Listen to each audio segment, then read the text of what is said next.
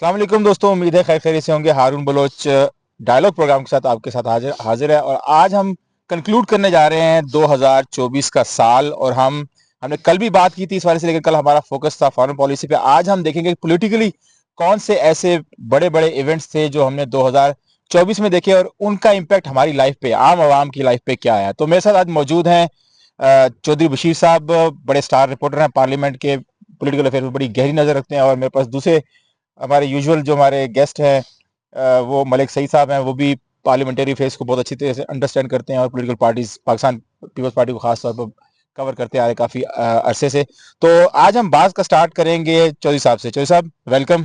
Thank you जी। चौधरी साहब, किस तरह से देखते हैं, एक हमारा साल जब स्टार्ट हुआ तो हमने देखा कि जनवरी में ही कंट्रोवर्सी स्टार्ट हो गई थी। हाँ, आपको याद है कि 13 जनवरी को एक इम्पॉर्टेंट फैसला आया था जिसमें पाकिस्तान तहरीक इंसाफ को उनके जो पॉलिटिकल कैंपेनिंग हो रही थी उसके दौरान ही उनके जो सिंबल है उससे महरूम कर दिया गया। और आज आप देख लें, साल खत्म हो रहा है और इस वक्त जो हमारे पास एक अच्छी उम्मीद ये है कि पॉलिटिकल पार्टीज के दरमियान जो डिफरेंसेस थे शायद वो ब्रिज होने जा रहे हैं, क्योंकि मुज़ाकरात का अमल भी स्टार्ट हो गया है। तो इसके दौरान दरमियान में जो कुछ भी हुआ, किस तरीके से देखते हैं सारी इस साल को? बहुत शुक्रिया। जिस तरह आपने जिक्र किया कि 13 जनवरी जो है वो एक फैसला था और उस फैसले के असरात आज आज के दिन भी उसका एक नतीजा जो है वो हमारे सामने है, जब आदिल बाज़ई की को वापस आज़ाद हैसियत में बहाल किया गया है और नून लीग का जो ज़बरदस्ती उन पर टिकट थोपा गया था वो एग्जैक्टली। वापस हुआ है। तो यकीनन उसके असरात आज भी पाकिस्तान और पाकिस्तान की सियासत पर जो है वो मौजूद हैं। और अगर पार्लियामेंट के अंदर हम इस वक्त पॉलिटिकल जो पार्टीज़ की पोजीशन है उसको भी देखें तो तहरीक इंसाफ जिसके पास ज़ाहिर सीटें थीं, लेकिन वो डिवाइड नज़र आती है। कभी वो आज़ाद हैं, कभी वो सुन्नी तहरीक के साथ, सुन्नी इतिहाद। इत्तेहाद कौंसिल के साथ हैं और कभी वो तहरीक इंसाफ के नाम इंसाफ। पर हैं। तो उसके ज़ाहिर असरात मौजूद हैं। और उसी नतीजे में, इस फैसले के नतीजे में जो कैंपेन है तहरीक इंसाफ की वो मुतासर हुई थी। और इसमें जो सबसे इम्पॉर्टेंट और याद रखने की चीज़ है वो ये है कि बल्ले का निशान वापस छिन जाने के बाद जो तहरीक इंसाफ के लोगों ने कैंपेन चलाई थी और सोशल मीडिया का जो सब बेहतरीन इस्तेमाल किया था उसकी शायद माजी करीब में कोई मिसाल नहीं नहीं मिलती। मिलती है। और उन्होंने एक अनपढ़ से अनपढ़ बंदे तक भी अपना निशान जो भी इस हलके में था वो पहुंचाया। और मुझे याद है मैंने कई जो दूसरी जमातों के उम्मीदवार थे उनसे ये बात, उनके ज़ुबान से ये बात सुनी है कि बुजुर्ग खवातीन भी जब पोलिंग स्टेशन पर आती थी और वो आके कहती थी कि वो जो इमरान खान का निशान है जो भी है उस पर आप मोहर लगा मोहर दें। लगाएंगे। तो जाहिर है उसका एक असर हुआ। ये एक बड़ा बड़ा जिसको कहते हैं ना कि इसको हम थोड़ी फैसला सी था। सियासी जिसे हम शुरू से कहते हैं कि पाकिस्तान में शायद अवाम के अंदर पॉलिटिकल अवेयरनेस की कमी है, लेकिन इस चीज से पता चलता है कि लोग जो है वो अब थोड़ा इस चीजों से आगाह होना शुरू हो गए हैं कि यार अगर कोई चीज छीन भी गई है तो भी कोई मसला नहीं है। उनको पता है कि हमने किस लीडर को। मुझे ये लगता है कि पाकिस्तान के अवाम का जो सियासी शऊर है वो कभी भी जो है ना वो कम नहीं था। ये एक प्रोपेगेंडा है उन ताकतों की तरफ से जो पाकिस्तान को सियासी तौर पर मुस्तहकम नहीं होने देना चाहती, या कम से कम पाकिस्तान का जो सियासी या सियासत का इंस्टीट्यूशंस है उनको मुस्तहकम नहीं होने देना चाहती, उनको मुस्तहकम नहीं होने देना चाहती। तो वो ये प्रोपेगेंडा करते हैं कि लोगों को शायद समझ बूझ नहीं है। आप अगर माजी में जाएं, हर वो बंदा जिसने एजिटेट किया, आप नवाज शरीफ को देख लें, 28 ज़िमनी इलेक्शन जीतते हैं इमरान खान के हुकूमत में क्योंकि वो एजिटेट कर रहे थे। एजिटेट कर रहे थे, बिल्कुल सही। और वही नवाज शरीफ की जमात एक दिन में 17 इलेक्शन हार जाती है तहरीक अदम एतमाद के बाद। तो नतीजा ये है कि जो एजिटेट, तो ये लोगों का शऊर है जो विंडिकेट होता है इससे। तो इसलिए ये लोगों का सियासी शऊर पे क्वेश्चन जो उठाते थे लोग, ये वो आज भी उठा रहे हैं। 8 फरवरी को इलेक्शन हो जाता है। बिल्कुल। उसके बाद फिर एक पोस्ट पोलिंग या पोस्ट पोलिंग की रिगिंग के हवाले से बहुत सारी चीजें हमने, फिर उसके बाद हमने देखा कि जिस तरीके से चीजों को मैनिपुलेट और फिर पूरा एक सिलसिला चला फॉर्म 45 फॉर्म 47 का। तो उसके बाद के सारे हालात और फिर जो इनकार्सरेशन है पॉपुलिस्ट लीडर की पाकिस्तान के अंदर, उसको कैसे देख रहे हैं? पाकिस्तान में क्या उसके सियासी इम्पैक्ट हमारी लाइफ पे होने जा रहे हैं? जो 8 फरवरी का इलेक्शन था उसके हवाले से बहुत सारे सवाल आज भी मौजूद हैं। عدالتوں میں اٹھ رہے ہیں, پارلیمنٹ کے اندر اٹھ رہے ہیں, میڈیا پہ اٹھ رہے ہیں, اور انٹرنیشنلی اس پہ سوال اٹھائے جا رہے ہیں. اور آج بھی جو پل ڈیٹ ہے اس کی ایک رپورٹ آئی ہے جس کو quality of democracy in Pakistan کے, اور اس میں ان ساری چیزوں کا ذکر کیا گیا ہے. ظاہر ہے جب فارم 47 کا معاملہ ہوا ہے اس پہ بھی کوشچن ہے کہ وہ معاملہ آیا کیوں.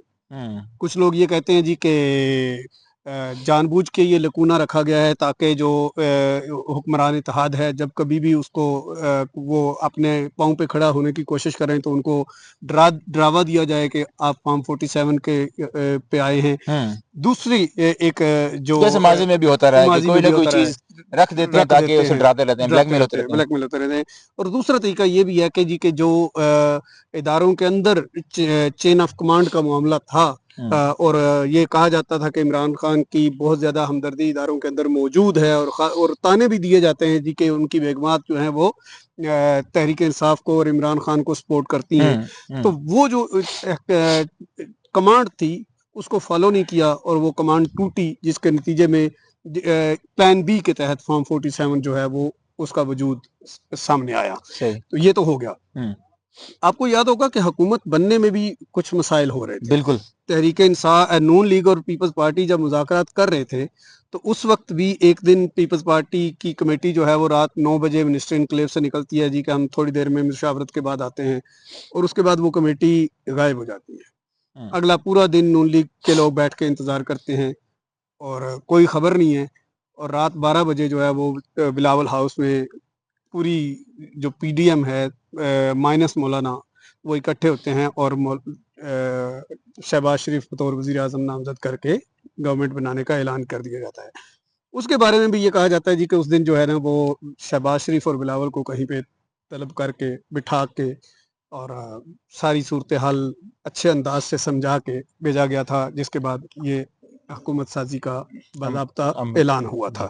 تو اسی لیے جب کبھی آپ کو بلاول جو ہے وہ شہباز شریف پہ یا ان کی حکومت پہ تنقید کرتے نظر آئیں تو میرا یہ ماننا ہے کہ وہ ان پہ تنقید نہیں کر رہے ہوتے, وہ اپنا گلہ اور شکوہ وہ کہیں اور پہنچا رہے ہوتے ہیں جنہوں نے ان کو وہاں پہ بٹھایا تھا اور اعلان کرنے پر مجبور کیا تھا.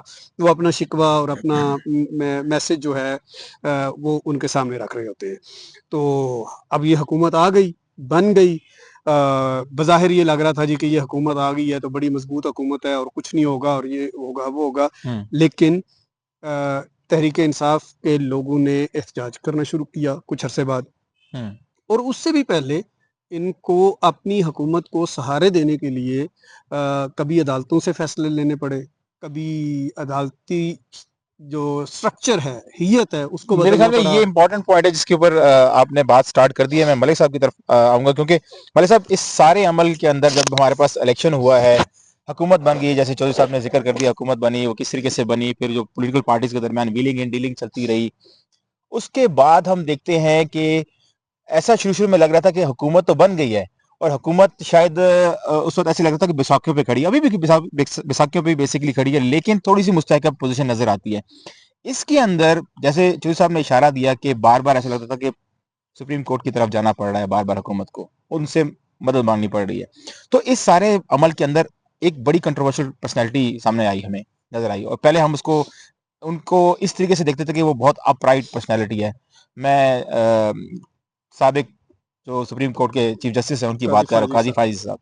تو ان کا جو کردار تھا اس سارے عمل کے اندر وہ کیسا تھا, اس کو کس نظر سے دیکھتے ہیں, کیونکہ پہلے ان کا امیج یہ تھا کہ وہ رائٹس کے حوالے سے اور ان سارے معاملات کے حوالے سے بڑے اپ رائٹ تھے, لیکن جو انہوں نے جس طریقے سے پاکستان تحریک انصاف کو ایسے فیل ہوا کہ وہ وکٹمائز کرتے رہے ہیں, حکومت اور اسٹیبلشمنٹ کو سپورٹ کرتے رہے ہیں, تو اس کے اوپر تھوڑی سی نظر ثانی, اس پہ تھوڑی سی غور کریں اور تھوڑا سا بتائیں کہ کیا کس طریقے سے دیکھتے ہیں. ہارون, آپ کی ڈسکشن میں سن رہا تھا, اور میں 2024 کو جو ہے وہ تبدیلی کا سال کہوں گا.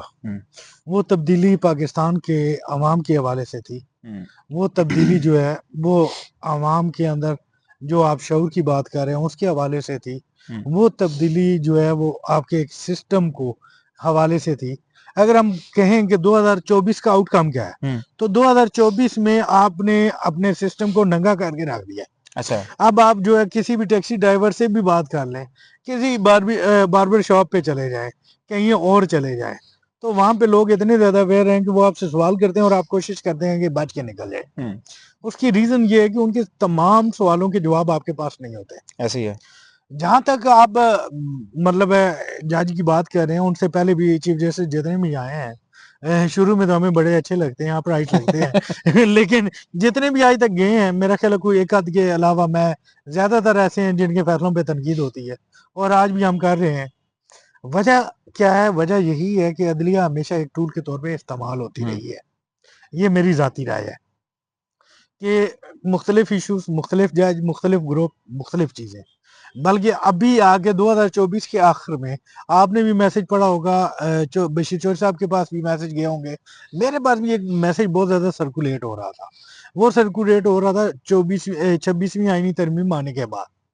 وہ یہ تھا کہ آپ یہ بتائیں کہ آپ جو ڈی ایم جی کا ایک افسر ہے یا کسی بھی وہ گروپ کا افسر ہے, اس کے اپوائنٹمنٹ کے لیے ایک بڑا پراپر طریقہ کار ہوتا ہے. وہ سوال یہ کرتے ہیں کہ یہ بتائیں جج کی اپوائنٹمنٹ کے لیے طریقہ کار کیا ہے, کون سا امتحان ہوتا ہے, کون سا ٹیسٹ ہوتا ہے. جس کی جو مرضی ہوتی ہے وہ اپنے پسند کے رولز کو. اب پیپلز پارٹی کی تنقید کی بات کر رہے تھے بشیر چور صاحب, بیسیکلی ججز میں کوٹا نہ ملنا پیپلز پارٹی کا سب سے بڑا مسئلہ ہے, ٹھیک ہے. اور ان کو ڈیمانڈ یہ آ رہی ہے, بیسیکلی پنجاب میں سپیس پیپلز پارٹی کو نہیں مل رہا, آپ کو بھی پتا, آپ بھی پنجابی, میں بھی پنجابی, ہارون بلوچ بھی پنجابی. پنجاب میں سپیس نہیں مل رہا, مریم نواز سپیس دینا نہیں چاہ رہی, تو ابھی وکلا نے یہ کہا کہ اگر آپ ہمیں سپیس نہیں دلوا سکتے تو کوئی جج ہی لگوا دے. ابھی تو بہت سارے جج لگنے ہیں, ٹھیک ہے. وہاں پہ جو میرے سورس ہیں وہ یہ بتا رہے ہیں کہ پیپلز پارٹی کو یہ ہے, اور یہی وجہ ہے کہ بلاول بھٹو زرداری کی طرف سے ان کی ٹیم نے یہ خبر جو ہے وہ پلانٹ کی تھی کہ بلاول بھٹو زرداری جوڈیشل کمیشن کا ممبر بننا چاہتے ہیں. حالانکہ انہوں نے اپنا ایک ممبر دے دیا تھا جوڈیشل کمیشن قومی اسمبلی سے, لیکن یہ خبر پلانٹ اس لیے کروائی گئی تھی کہ پیپلز پارٹی چاہ رہی تھی کہ ہمارا ایک اور ممبر لگ جائے, کیونکہ وہ کہتے ہیں جی کہ وزیر قانون اور وہ دونوں جو ہیں وہ بھی اسی طرح. تو سر ہم بات کریں جوڈیشری کا سسٹم, اگر ایز اے بات کریں تو جوڈیشری کے فیصلوں پہ کتنا عمل درآمد ہوتا ہے, آپ کے سامنے یہ ساری چیزیں ہیں. ایک طرف فیصلہ آتا ہے تو ہمارے ایک دوست کہتے ہیں کہ اگر کوئی فیصلہ آتا ہے اس کا بڑا آسان حل ہے, انٹرا کورٹ اپیل کر دے, معاملہ لٹک جائے گا. یہ ابھی ہم بیٹھے ہوئے تھے, ابھی ہم یہاں پہ بیٹھے ہوئے تھے. سر ایشو یہ ہے کہ پرابلم یہی آ رہی ہے کہ جب بھی جج کسی طرف سے فیصلے کرنے لگتے ہیں تو دوسری پارٹی ہمیشہ ان پہ الزام لگاتی ہے. اگر دوسری پارٹی یہ الزام لگنا جو ہے نا, یہ کوئی بڑا مسئلہ نہیں ہے, الزام تو ہر جگہ پہ لگتے ہیں. پرابلم جو ہے وہ یہ ہے کہ آپ کی عدلیہ کے اندر کتنی ڈیوائیڈ تھی. بالکل ابھی بھی ہے. وہ عدلیہ کے اندر ڈیوائیڈ اسی لیے تھی کہ جو فیصلے ہو رہے تھے, آپ دیکھیں جسٹس بلیال پہ بہت تنقید ہوتی ہے, بہت تنقید ہوتی ہے, لیکن ان کا جو فیصلہ ہے, فیصلہ تھا جس کو یہ پاکستان کی پولیٹیکل ہسٹری میں اور عدالتی ہسٹری میں یاد رکھا جائے گا, جو انہوں نے عمران خان کی جانب سے اسمبلی توڑی گئی اسمبلی بحال کی تھی. وہ فیصلہ بالکل آئین و قانون کی کہہ لیں جی کہ بالادستی تھی کہ وہ اسمبلی بحال ہوئی. دوسری بات یہ ہے کہ اس کے بعد اسی عدالت نے ایک اور فیصلہ دیا, وہ تھا جو اس کو جو اطہر من اللہ صاحب نے جسٹس منیب کا لکھا ہوا فیصلہ تھا, جس میں فلور کراسنگ والا, جس میں انہوں نے جو ہے وہ فلور کراسنگ کی نیت کرنے والے کو بھی ڈسکوالیفائی کر دیا تھا. بالکل ووٹ کا حل ہی نہیں ہے, بالکل ووٹ دیا نہیں ہے. اور بشیر چور صاحب آپ کی بڑی اچھی بات ہے, آپ نے ڈبیٹ میں حصہ لیا, دوبارہ آئے. میرا سوال ایک ہے, میرا سوال یہ ہے کہ جسٹس منصور علی شاہ میں کیا پرابلم تھی؟ اگر وہ آپ نے بھی ان کے حق میں لکھا, باقی بہت سارے لوگوں نے بھی لکھا, آپ رائٹ ہیں, لیکن ہمارے ذرائع تو یہ کہتے ہیں کہ حکومتی ذرائع کہ منصور علی شاہ آیا تو پی ٹی آئی نے درخواست دینی ہے, درخواست دے گی تو ان کے حق میں فیصلہ ہوگا. یہ بالکل جیسے عمران خان اور جسٹس فیض نے جو ہے وہ مل کے 2030 تک کا منصوبہ بنایا ہوا. اب کی بات ہے, مجھے تھوڑا سا موقع دیں, میں بات کر رہا ہوں, میرا سوال آپ پورا سنیں, اس کے بعد جواب دیں. ایشو یہ آ رہا ہے کہ آپ دیکھیں کہ آپ نے ایک چیف جسٹس کو, یہ اسی پارلیمنٹ نے 18ویں ترمیم میں یہ کیا تھا کہ سینئر موسٹ جج چیف جسٹس ہوگا, جب آپ نے دیکھا کہ آپ کے وہ معیار پہ پورا نہیں ہوتا رہے، بجائے اس کے آپ جوڈیشری کی ریفارمز کرتے کہ ایک باقاعدہ طریقہ کار کرتے، آپ نے چیف جسٹس کو ہٹا دیا، اپنی مرضی کے چیف جسٹس لے آئے، ٹھیک ہے، اور موجودہ چیف جسٹس کی لابنگ کے پیچھے کون کون تھے آپ کو پتا ہے، وہ کس کے رشتہ دار ہیں آپ کو پتا ہے، ٹھیک ہے، اور وہ کہاں سے بات چلی کہاں پہ پہنچی، اس کے بعد قائمہ وہ کمیٹی کا اجلاس تھا ججز سیکرٹری کمیٹی کا، رات کو ہم 2 بجے تک وہاں پہ بیٹھے رہے، پیپرز وغیرہ دیتے رہے، تو وہاں پہ بھی یہ چیز تھی کہ آپ کو پتا ہے کہ پیپلز پارٹی نے کہا جی کہ ہم تو مولانا کے ساتھ کھڑے ہیں، یہ بیان تو دیا، لیکن اگر بات کریں جیسے منصور علی شاہ کے حق میں صرف ووٹ تو کامران مرتضیٰ کا آیا تھا، پیپلز پارٹی تو پہلے سرنڈر کر چکی تھی، انڈرسٹینڈنگ تھی، اور اسی انڈرسٹینڈنگ کے تحت جو ہے یہ ساری چیزیں ہوئی۔ اصل میں مسئلہ جو ہے نا، یہ جو جسٹس یحییٰ افریدی ہیں، مسئلہ یہ نہیں تھا کہ یحییٰ افریدی صاحب کو چیف جسٹس بنانا ہے، مسئلہ یہ تھا کہ جسٹس یحییٰ افریدی کو بھی نیوٹرلائز کرنا تھا، جو اختیار دینا تھا وہ تو جسٹس سمیع الدین کو دینا تھا، اور وہ دے دیا گیا، اور وہ میں آپ کی بات کو آگے بڑھا رہا ہوں کہ اختیار تو ان کو دینا تھا اور ان کو مل گیا، اور پیپلز پارٹی اس سے اختیار دلوانے میں پیش تھی، لیکن اور اس میں پیپلز پارٹی نے ایک اور ہاتھ، پیپلز پارٹی نے یہاں پر مولانا کے ساتھ بھی ہاتھ کیا، مولانا کے ساتھ بھی ہاتھ کیا اور حکومت کے ساتھ بھی ہاتھ کیا، جو اسٹیبلشمنٹ۔ دوسرا ایک اور یہ عدلیہ کے حوالے سے ایک پوائنٹ آیا، ایک اور پوائنٹ بھی میں دیتا ہوں سر۔ دوسرا ہم یہ بات کر سکتے ہیں کہ 2024 میں آپ کی یوتھ بہت زیادہ نکلی، ہم نے 8 فروری کا الیکشن بھی دیکھا، اس سے پہلے جو ڈیمو تھا وہ بھی دیکھا۔ آپ اس بات کو مانیں کہ بزرگ اس طرح نہیں نکلے جس طرح یوتھ اس بار الیکشنز میں نکلی، نتائج کا کیا حال ہوا، کس طرح وہ معاملات چلے، کس طرح وہاں پہ بیٹھے ہوئے ریٹرننگ افسران جو ڈی ایم جی کے افسران تھے، موسٹلی زیادہ تر جو بیوروکریسی کے لوگ تھے، کس طرح انہوں نے جو ہے وہ بوریاں بھر بھر کے پیسے لی، جو ہمیں مختلف لوگوں کے ساتھ بات ہوئی، ان کو رات کو فون آیا، ہاں بھائی جیتنا ہے، ہاں جیتنا ہے، اچھا اتنے پیسے دے دیں، تو یہ سارے معاملات چلتے رہے۔ مولانا فضل الرحمان کا سب سے بڑا مسئلہ ایک یہ بھی ہے کہ 3 دن لگائے ان کے بیٹے کو ہرانے میں، ان کا بیٹا جو ہے وہ نہیں جیت سکا۔ اس کے علاوہ اور بھی بہت سارے ایشوز ہیں، لیکن ایک چیز ہے وہ یہ ہے کہ اویئرنیس بہت زیادہ آئی۔ آپ کا ایک ہمارے لیے ایز اے میڈیا پرسن اگر بات کریں تو ہمارے میڈیا پہ لوگوں کا اعتماد جو ہے وہ ختم ہوا، کم ہوا، اور یوٹیوب اور باقی جو سوشل میڈیا ہے اس پہ لوگوں کا اعتبار زیادہ ہوا، فیک نیوز کا بھی ایک منٹ میرے خیال میں 2 ادارے ہم نے ڈسکس کیے ہیں، ایک پارلیمنٹ کے حوالے سے پولیٹیکل پارٹیز کا جو کردار ہے اس کے حوالے سے ہم نے بات کی، ساتھ میں ہمیں جوڈیشری کی بھی بات کر دی۔ ان دونوں معاملات میں مجھے ایسا لگ رہا ہے، جو آپ دونوں کی جو ایکسپرٹ اوپینین تھا اس سے مجھے ایسا لگ رہا ہے کہ بہت سارے لوگ جو ہے اس میں ایکسپوز ہوئے، چاہے وہ پولیٹیکل پارٹیز کے تھے چاہے وہ جوڈیشری کے تھے، ٹھیک ہے،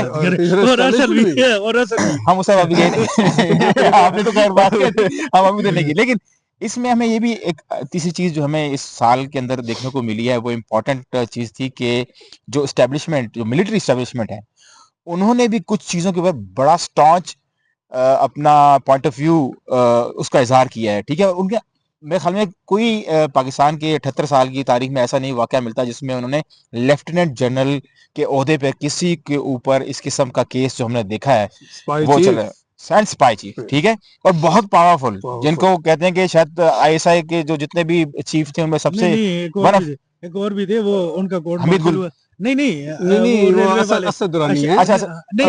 وہ ریلوے والے تھے، ان کا کورٹ مارشل ہوا تھا، چوری نثار کی پی اے سی تھی، اسی کی جو فائنڈنگ تھی اس کے نتیجے میں وہ رائل پام والے کیس میں ہوا تھا، تو اس کو آپ ہسٹوریکل نہیں کہہ سکتے، لیکن سپائی چیف یہ تھے نا، تو جہانگیر ایسا بھی رہے تھے، میں اس لیے کہہ رہا ہوں۔ اچھا بہرحال ٹھیک ہے، ہم اس طرف ہم 2024 کی بات کر رہے ہیں، لیکن اس میں ایک اور چیز جو آئی وہ سوشل میڈیا پہ یہ چیز آئی کہ آپ کی ایک رپورٹ آئی جس کا میں نے بڑے کوشش کی میں ڈھونڈوں کہ اب پاکستان میں زیادہ تر جو لوگ ہیں جس میں آرمی جنرلز ہیں وہ بیرون ملک چلے جاتے ہیں ریٹائرمنٹ کے بعد، لیکن اس طرح کی رپورٹ مجھے کہیں پہ بھی نہیں ملی۔ اس کی ایک تردید میں نے دیکھی آئی ایس پی آر کی کسی ویب سائٹ پہ، میں نے کافی زیادہ ریسرچ کی کہ یہ رپورٹ کہیں پہ ہے یا نہیں، مجھے ایگزسٹ کرتی کہیں پہ نظر نہیں آئی۔ لیکن ایک سوال آج کل ہر عوام کی زبان پہ ہے کہ جتنے بھی آپ دیکھ لیں پاکستان میں جو اچھے عہدوں پہ فائز رہے وہ پاکستان میں نہیں رہے، ریٹائر ہونے کے بعد وہ باہر چلے گئے۔ میرا سوال جو ہے نا، ہاں میرا سوال جو تھا نا وہ دیکھیں جو اس وقت نا جو سوال ہے وہ یہ ہے کہ پاکستان میں حکومت کس کی ہے؟ پاکستان میں ہر دوسرا بندہ یہ کہتا شروع سے دیکھا ہے کہ انہی کی حکومت ہے، ٹھیک ہے، اب ان کی حکومت ہے لیکن وہ کبھی کھل کے اس طرح سامنے نہیں آئے سوائے مارشل لاؤ کے. اب وہ بالکل سامنے ہیں، موجود ہیں، ڈنکے کی چوٹ پہ پریس کانفرنس بھی کرتے ہیں اور اعلان کرتے ہیں کہ 9 مئی کے کرداروں کو معاف نہیں کیا جائے گا. اچھا یہ جب آپ کا 9 مئی کا واقعہ ہوا تو میرا یہ خیال تھا کہ یہ معاملات کیونکہ ہیں ایکسٹریم پہ ہیں، سارا ہے، کچھ لوگوں کو سزا دے دی جائے گی اور ختم کر دیا جائے گا. لیکن جب میری اس حوالے سے میری اس وقت بھی سورس سے بات ہوئی تھی، انہوں نے کہا تھا ملک صاحب آپ ترکی کو دیکھ لیں، ترکی میں جو ریولوشن آیا تھا تو یہ صرف معاملہ جو ہے وہ ایک پولیٹیکل پارٹی کا نہیں ہے.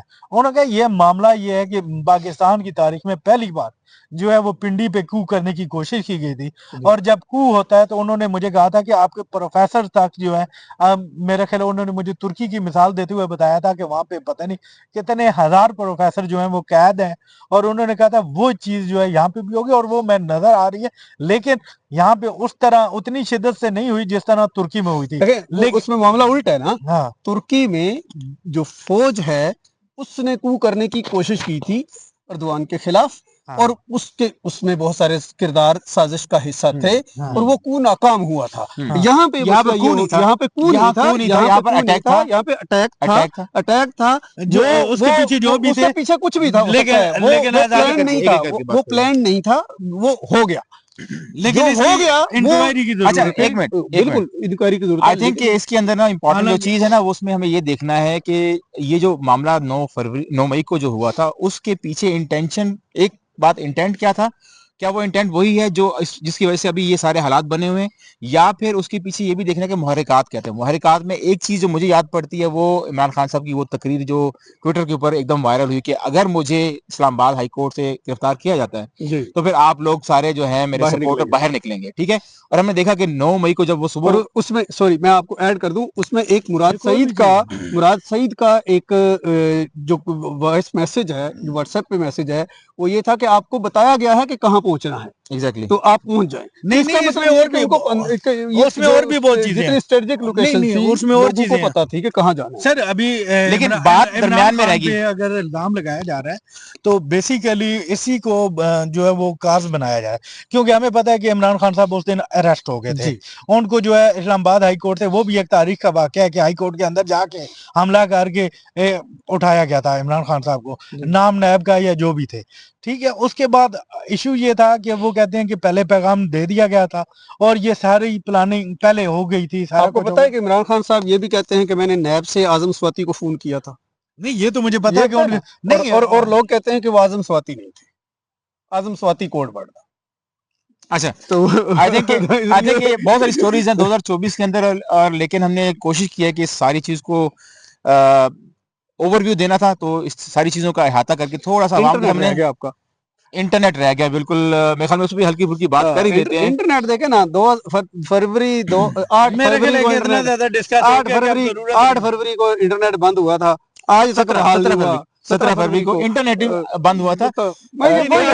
اچھا، میرے خیال میں اس طرح سے بات کرنی چاہیے کہ انٹرنیٹ کے اوپر جو ہے ہم نے دیکھا کہ اس پورے سال کے اندر وقتاً فوقتاً قدغنیں بڑھی ہیں. سب سے پہلا واقعہ ڈیفینیٹلی وہ 17 فروری کو جب ایکس کو بلاک کیا گیا، پھر اس کے بعد ہم نے انٹرنیٹ گورننس، اس سے پہلے الیکشن سے ایک دن پہلے جو ہے الیکشن سے ایک دن پہلے بند کر دیا گیا تھا. ایگزیکٹلی صحیح کہہ رہے. جنوری میں بھی تھوڑی سی، کیونکہ پاکستان تحریک انصاف نے ایک پبلک ریلی کی تھی، پبلک ریلی نہیں سوری آن لائن ریلی کی تھی، تو اس میں بھی بہت سارے جو ہے نا انٹرنیٹ کے جو پلیٹ فارمز تھے وہ ڈاؤن ہوئے.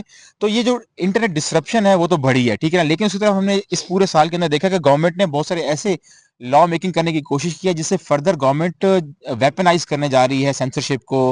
فریڈم آف ایکسپریشن کے اوپر بہت ساری اور قدغنیں بڑھ رہی ہیں. پریویسی کے اوپر جیسے ابھی کوشش کی گورنمنٹ نے کہ یہ لا بلکہ ٹیبل ہو گیا وہ بل، اس کے اوپر بحث ہونا باقی ہے. لیکن اس کے اندر بہت سارے ایسے ایسپیکٹس ہیں جن کے اوپر ہماری عوام کو انڈرسٹینڈنگ بڑھانے کی ضرورت ہے، کیونکہ لا میکنگ جو انٹرنیٹ کے حوالے سے ہو رہی ہے، میرے خیال میں چوہدری صاحب آپ بھی میڈیا سے ہیں، ایشو یہ ہے کہ ہم میڈیا والے ہماری انڈرسٹینڈنگ خود کی بھی نہیں ہے کہ جو انٹرنیٹ کے حوالے سے خصوصاً جو لا میکنگ ہو رہی ہے اس کے اثرات، اس کے جو امپیکٹس ہیں ہماری لائف پہ وہ کیسے آئیں گے. تو ہم نے اس کے ایک جھلک دیکھی ہے جب گورنمنٹ نے فائر وال انسٹال کرنے کی کوشش کی. پھر ہم نے دوسری جھلک دیکھی جب گورنمنٹ نے انٹینشن کا اظہار کیا کہ وہ وی پی اینس کو بھی رجسٹر کرنے جائیں گے, اور پھر ہم نے دیکھا کہ اس کا امپیکٹ ایون کہ رپورٹ ہوا کہ اگر انٹرنیٹ کی ڈسرپشن ہوتی ہے ایک دن کے لیے نہیں, 1 گھنٹے کے لیے, تو ملک کی اکانومی کو تقریباً $100 ملین کا خسارہ ہوتا ہے. آپ دیکھ رہے ہیں کہ ہماری اکانومی میں کتنا امپیکٹ آ رہا ہے, اور یہ اکانومی وہ ہے جو ہمارے عام لوگ جو ہے اس میں کنٹریبیوٹ کرتے ہیں. فری لانسرز ہیں, آئی ٹی بزنس کے ساتھ لوگ جڑے ہوئے ہیں. اب تو کانٹینٹ کریٹرز جو ہیں, جو یوٹیوب کے ذریعے یا فیس بک کے ذریعے یہ کانٹینٹ کریٹ کر کے اپنی فیملیز کو چلاتے ہیں, تو ان کی بھی کنٹریبیوشن اس اکانومی میں ہوتی ہے. تو اس انٹرنیٹ کی ڈسرپشن کی وجہ سے اور جو لا میکنگ ہونے جا رہی ہے, آئی تھنک کہ اس کے بہت زیادہ امپیکٹ ہماری لائف میں آئیں گے. تو یہ 2024 جو ہے وہ انٹرنیٹ کی پالیسی میکنگ کے حوالے سے بھی بہت برا سال تھا, اور میڈیا کے حوالے سے بھی بہت برا سال تھا. آئی تھنک کہ اس پروگرام کو یہیں تک ہی ہم رہنے دیتے ہیں, اس سے آگے مزید بات نہیں کرتے. لیکن ایک چیز میں ان دونوں دوستوں سے پوچھوں گا کہ 2024 شارٹ بات کرنی ہے, 2024 میں نہیں ہمیں کرنی پڑے گی, 2024 میں جو کچھ بھی ہوا عوام کے لیے سلور لائننگ کیا ہے, امید کی کرن کیا ہے؟ دیکھیں 2024 میں جو کچھ بھی ہوا, لیکن اگر عوام کے لیے امید کی بات کریں تو ملک دیوالیہ ہونے سے بچ گیا تھا, اور ابھی جو ہے اس ٹائم بہتر کی طرف ہے. اگر ہم بات کریں معیشت کی بات کریں تو آئی پی پیز کے ساتھ جو 18 معاہدے ختم ہوئے ہیں تو وہ ایک پازیٹیو امپیکٹ تھا.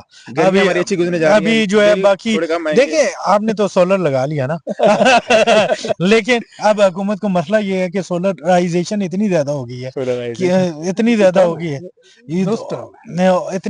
گئی ہے کہ لوگ جو ہے ہماری لائٹ چل رہی, لیکن ہمارے اوپر جو لائٹیں بند ہو گئی ہے, دیٹ از انڈیکیشن کہ ہمیں اب ختم کرنا چاہیے. عوام کے لیے اس وقت جو اچھی بات ہے وہ یہ ہے کہ سیاسی جماعتیں طویل عرصے کے بعد بیٹھ گئی ہیں, اللہ کرے مذاکرات شروع ہو گئے ہیں.